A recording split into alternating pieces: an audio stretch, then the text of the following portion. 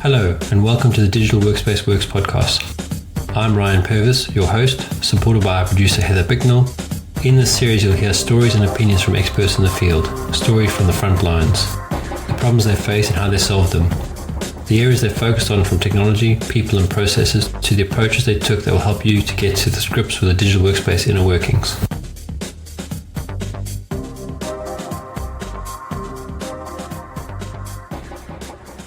Nice and relaxed.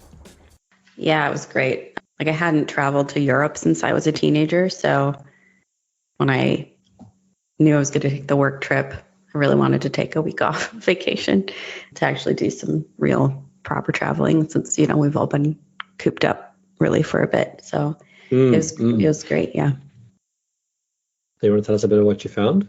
Yeah, sure. Well, I guess the first part is that I can officially call myself a hybrid worker now.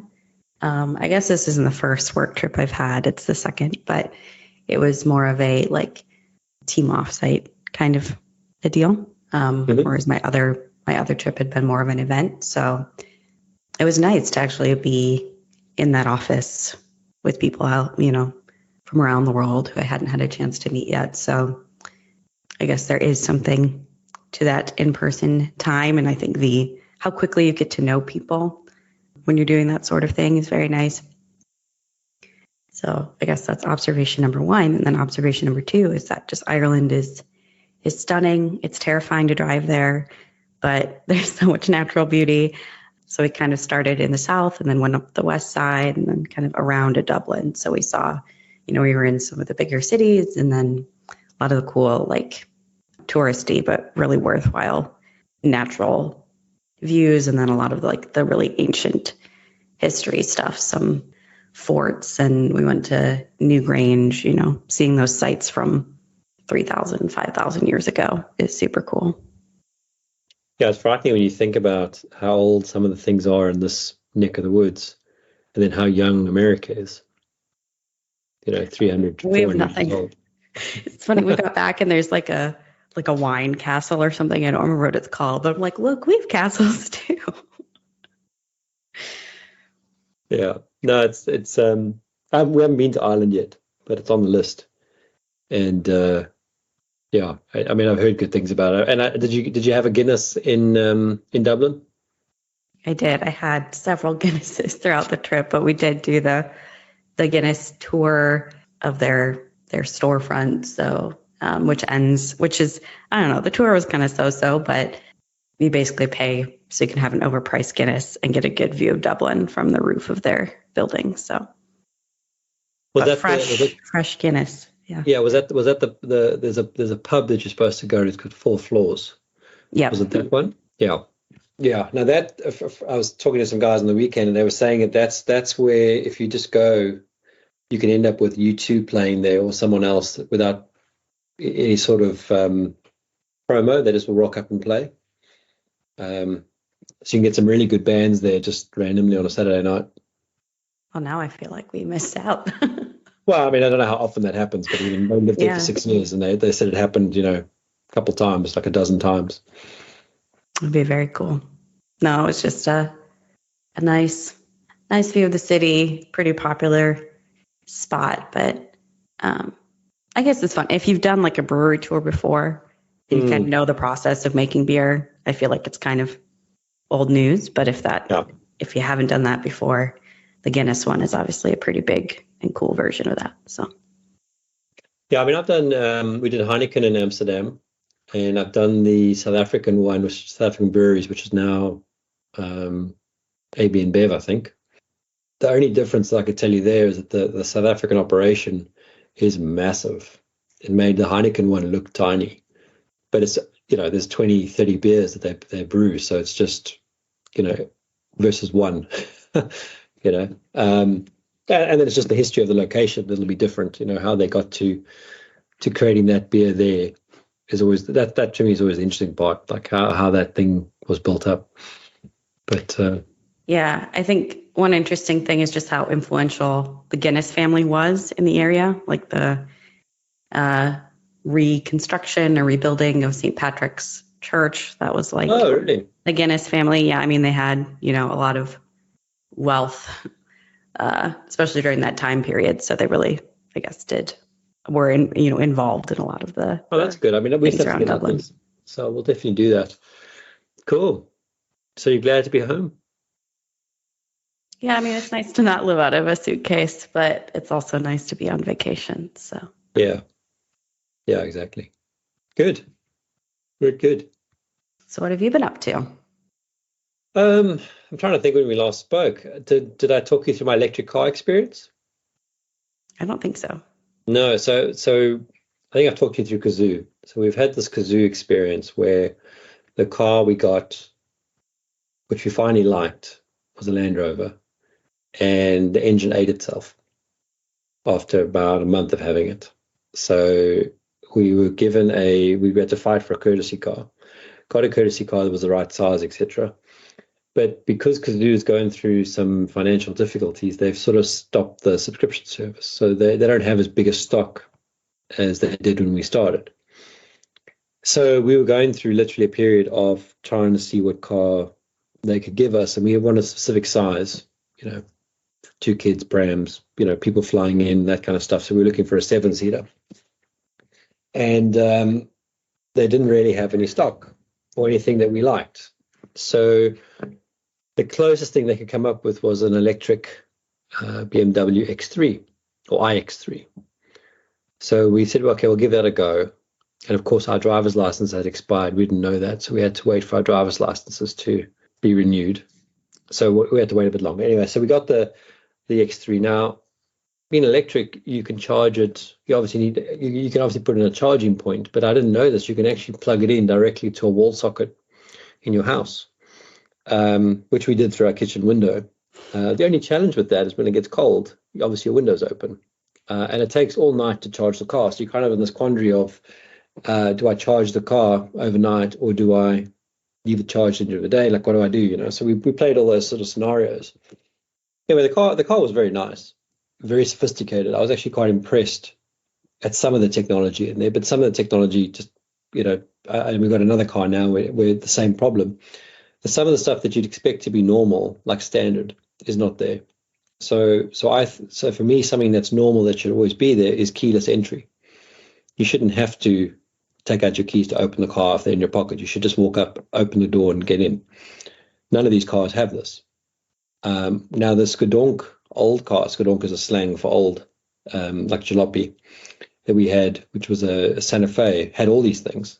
So it's not like it's a difficult thing to do. It's just, a decision that's made. So, and makes the car experience frustrating, especially when you're holding kids and you're trying to get them in the car. Now you got to find the keys to open the door, or you want to get stuff in the boot. And doesn't even have a keypad. You have to use the physical key. No. It's got a a remote, but the remote is in your pocket, and you got to find the keys because they could be in any pocket because you put them in your pocket because you've whatever because they're a keyless start and stop, so you don't have the keys in the ignition. You just got they're in your pocket wherever they are.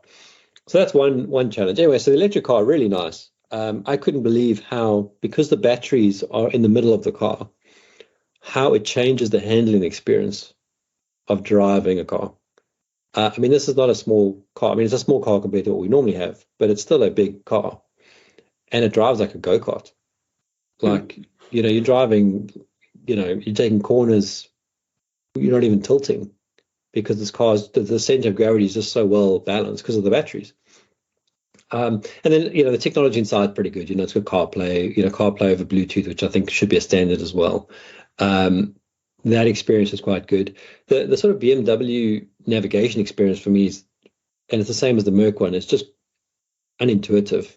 It's like these guys they don't work with the stuff when they design it. They just come up with an idea, like a developer built it, and that's what they put out. It's just the weirdest thing. So that was, so I was defaulting to CarPlay, and I was finding it quite cool because with CarPlay you can start using the Apple shortcuts. So I was doing some stuff where if I plug, and it works in all the cars now. So if I plug in, it'll ask me if I'm alone or I've got people with me. And if I've got people with me, it doesn't do anything. But if I'm alone, it just puts on the podcast and carries on. So that just saves me 5 seconds or whatever of going around and doing that. And then you can obviously save all your stuff into Apple Maps or Waze or whatever you're using for your navigation. which in that respect, the navigation systems are pretty much the same, pound for pound. Anyway, so we had an electric car, really liked it. My wife got a fine for parking in a charging bay without charging, which we didn't know about. Although there are signs everywhere, but there weren't signs in the bay that we were at, which was quite funny. So my savings for having an electric car were surpassed by my fine for parking in the electric bay, which was £25. Would have been 50 if I didn't pay it in 14 days. And they didn't take my excitement of having an electric car as a reason to ignore the sign or have missed the sign as an excuse. But other than that, really nice car. I mean, the biggest thing that I found with driving electric is you get a new kind of anxiety, which is this car charged or not? Mm-hmm. Like, as it goes down, the battery's charging down. You're like, well, my gym is like I mean, that's why I was a bit late now. My gym's not that far away. It's a 10-minute drive. But like I was getting nervous at a 75% charge because there's no charging points there. Because you kind of get in this thing like everywhere I go, I've got to charge. Much the same way as you used to get with the iPhone, because your iPhone would only last like 8 hours. Like everywhere you go, got to plug it in. Because you don't plug it in, But now that it lasts, 23 hours, 24 hours, depending on how you use it, you're not so stressed about it. It's only when it starts going into yellow mode that you're like, oh, okay, now I need to charge it. So that was an anxiety. It took a while we had the car for about a month. So it took a while to get rid of that thing. My kids loved it. I mean, they would like, everywhere we go, my son's like, oh, electric car. We must have electric car. So now he's had one. Now he wants to get another one. Unfortunately, they don't make a 7-seater electric car yet. Or at least one that we haven't seen that on our subscription. So that we'll look for. But besides that, I mean, it was a really nice experience. You go to a shopping mall, you plug in.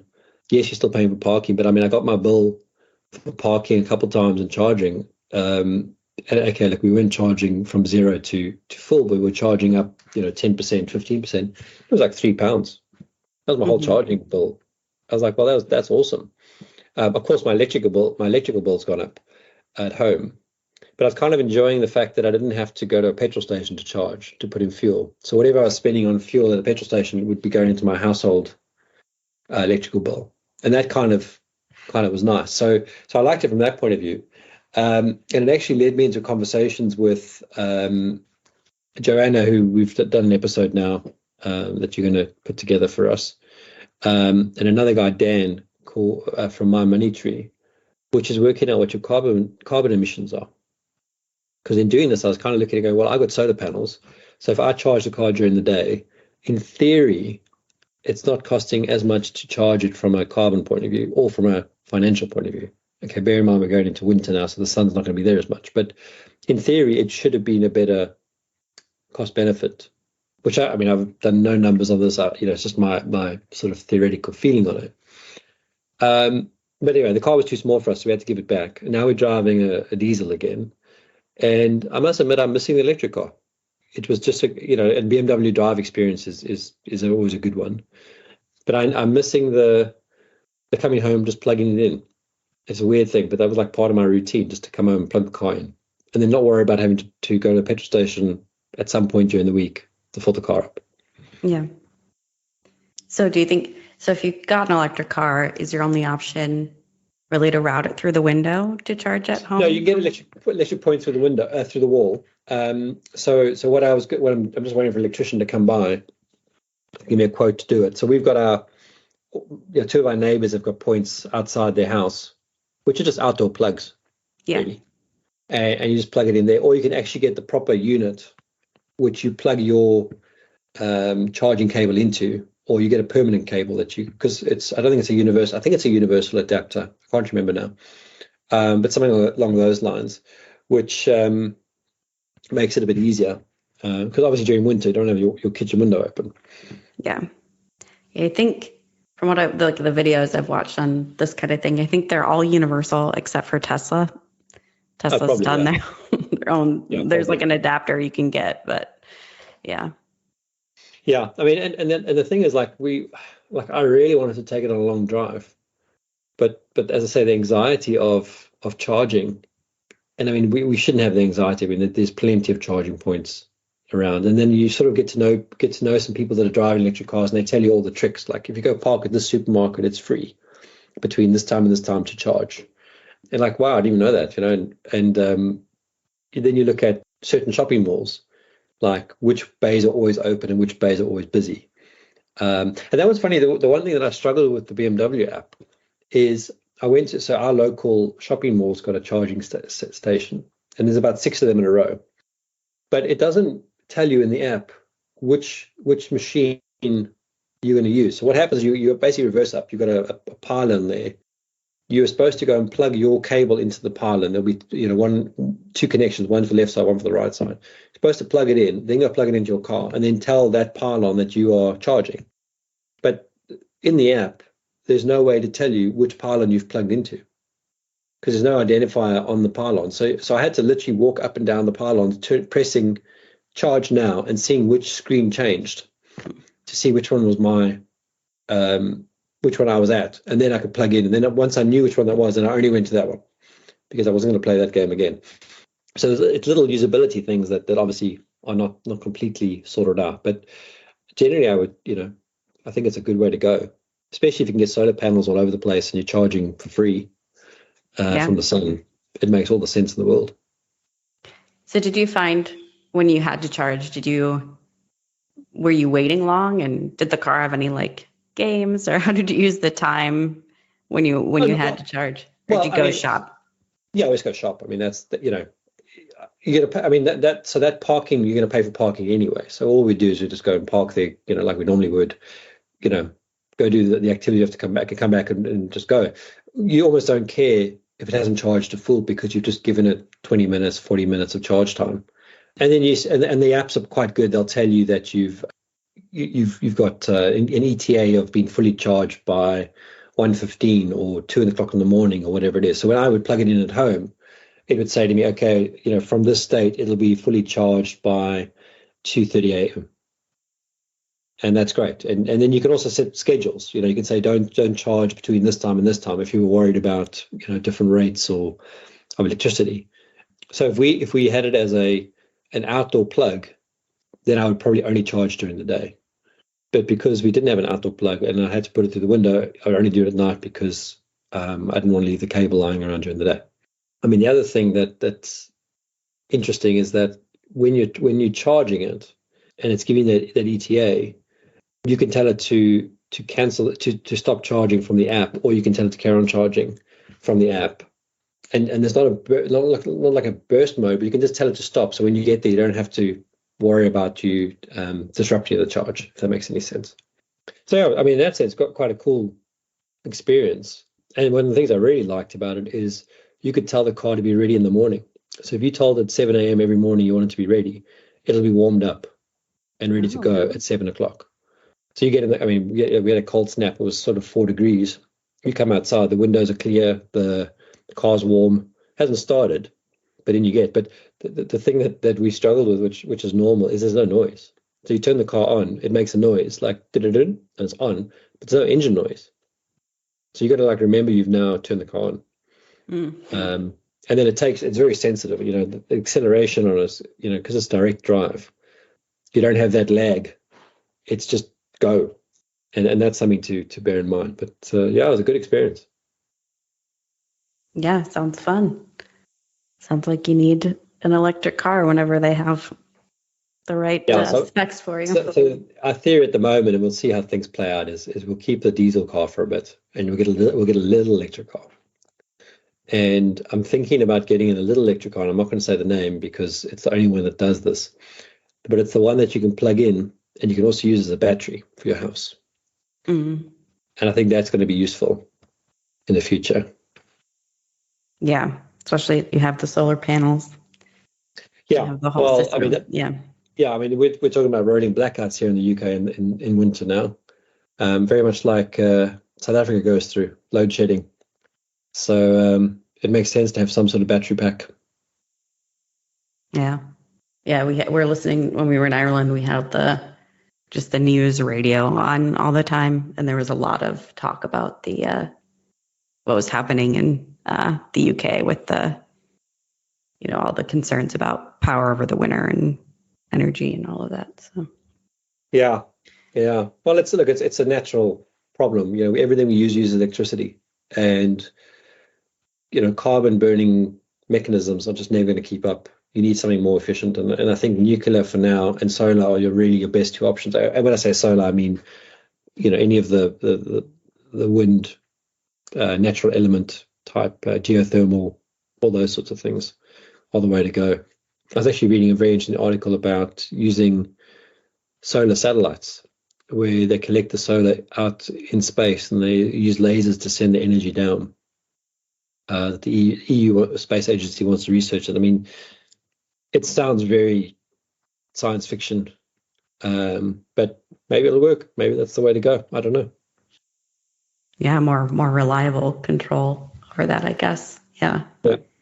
Actually, one thing I learned at the Titanic Museum, we went to Belfast, was the ship makers are now, that company is now in renewables.